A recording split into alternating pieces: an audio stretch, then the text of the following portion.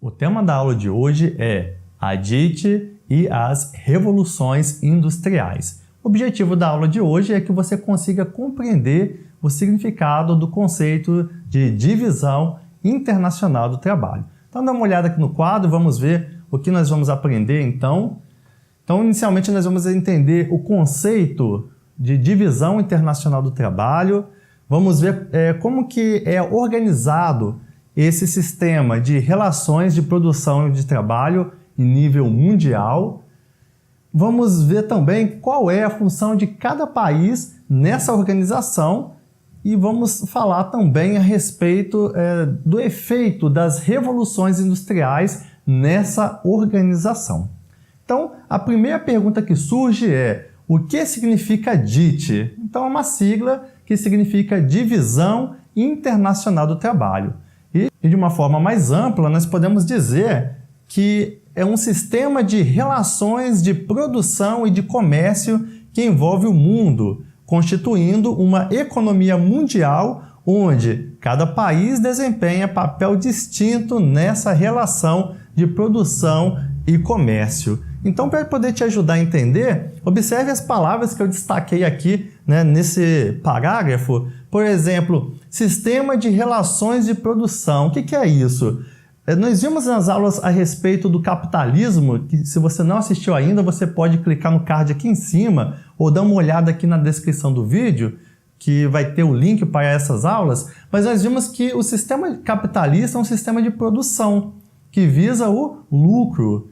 Então, essa exploração do trabalho para se obter o lucro, ela se expande para além de um único país. Então, por exemplo, durante o capitalismo comercial, os europeus vieram aqui para a América para poder explorar o que nós tínhamos aqui, a nossa mão de obra, as nossas pedras preciosas, também a nossa matéria-prima. Então, isso gerou o quê? Uma organização da exploração, uma organização do trabalho. Então, isso é que significa a DIT, essa divisão, essa organização da relação de trabalho em nível mundial. E aqui eu falei também, eu marquei a palavra economia mundial. As economias, os países estão conectados. E quando eu falo economia, alguns têm dificuldade de entender esse termo. Alguns acham que economia é economizar dinheiro. É claro, é isso sim. Mas dentro da geografia, dentro da história, quando nós falamos de economia, nós estamos falando de trabalho, de produção de riquezas, de exploração do trabalho e assim por diante. Então, por exemplo, quando você assiste o jornal e alguém diz lá, assim, o jornalista fala assim: a economia do Brasil vai mal, é porque o Brasil ele não está conseguindo gerar riquezas e distribuí-las de maneira correta para a sua população. Então, é isso que significa economia para a geografia e para a história. Então, aqui, quando eu falo a respeito da economia mundial, eu estou falando isso, que cada país ele tem um papel distinto. Por exemplo, qual é a função do Brasil dentro dessa economia mundial? Qual é a função dos Estados Unidos? E assim por diante. Então, tudo isso está relacionado com a DIT. A DIT marcou a organização do espaço capitalista. Então, à medida que o capitalismo vai se desenvolvendo, nós vimos isso nas aulas anteriores, a DIT, a Divisão Internacional do Trabalho, organiza esse espaço de produção.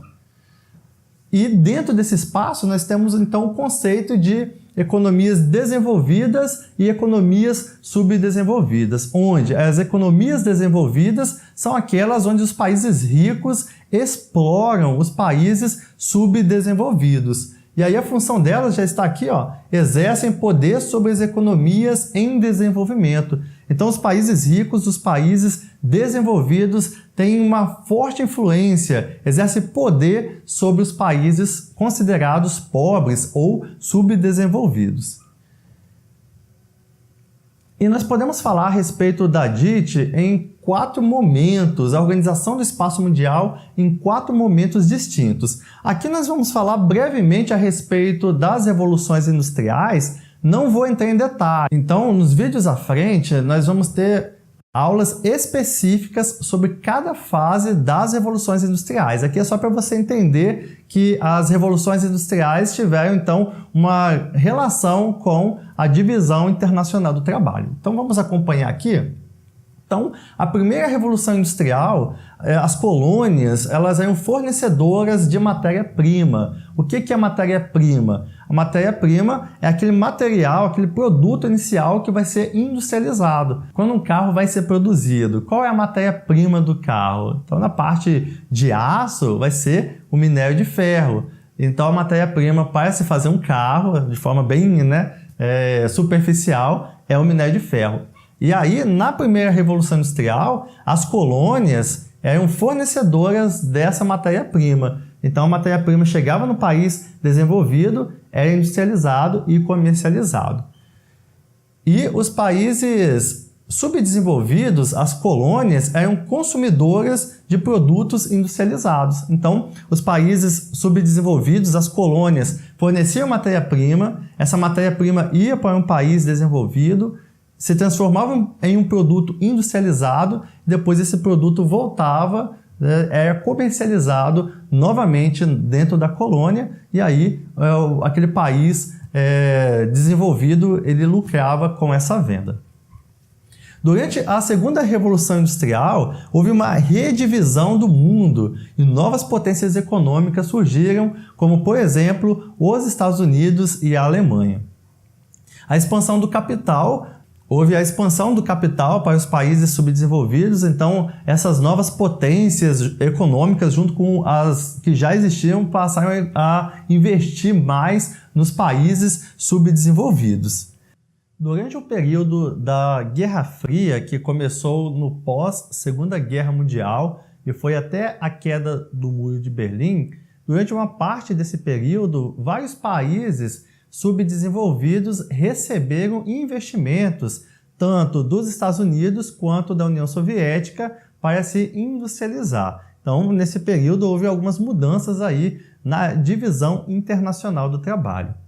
Durante esse período também nós vamos ter a terceira Revolução Industrial, ou a Revolução Técnico-Científica, que é o uso de novas tecnologias na produção industrial, também na medicina, na educação, ou seja, o uso de tecnologias em todos os campos da nossa vida. E esse período dura até os dias de hoje. E nesse período, então, da terceira Revolução Industrial, os países desenvolvidos vão ter a função de fornecer tecnologia para os países subdesenvolvidos. E também os países subdesenvolvidos serão fornecedores de matéria-prima, de produtos primários e também de produtos industrializados. Então, essa é a atual configuração da divisão internacional do trabalho. Então, muito bem, nós chegamos aqui, pessoal, ao final de mais uma aula. Nós falamos hoje sobre o significado da DIT, que é a Divisão Internacional do Trabalho. Vimos que é um sistema de relação entre trabalho, produção e comércio em nível mundial, onde cada país tem uma função distinta dentro desse sistema. E se você ficou com alguma dúvida, fique à vontade para comentar aqui embaixo a sua opinião, as suas dúvidas, são muito importantes aqui para o canal, eu vou ter o maior prazer em responder ao seu comentário. Então fique à vontade para comentar.